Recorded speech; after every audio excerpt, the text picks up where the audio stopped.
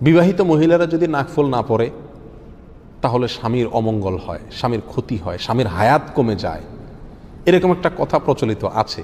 এই কথাটা কতটুকু সঠিক? এর জবাব হলো, ভাই, আল্লাহ সুবহানাহু ওয়া তাআলা প্রত্যেকটা ব্যক্তির হায়াত ঠিক করে দিয়েছেন। স্ত্রীর নাকফুলের উপরে স্বামীর হায়াত ঝুলে নাই।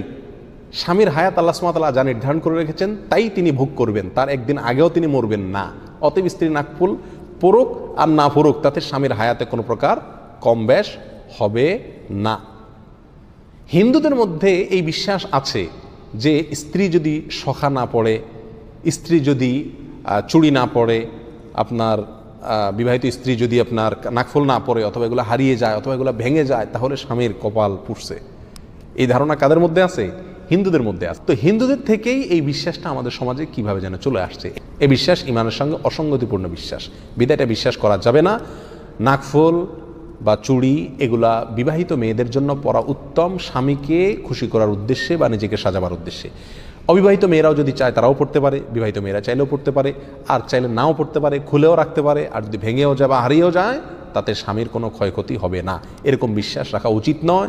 এটা ইমানের সঙ্গে সাংঘর্ষিক একটা বিশ্বাস। মানুষের ভালো এবং মন্দ এটা কার হাতে? আল্লাহর হাতে। নাকফুল বা কানের দুল, চুড়ি এগুলোর সঙ্গে ভালো মন্দের কোনো সম্পর্ক নাই। এই বিষয়ে কোরআন সুন্নাহর কোনো বর্ণনা নাই, কোনো জাল হাদিসে এরকম কোনো কথা বলা হয় না। এটা নিছক কুসংস্কার।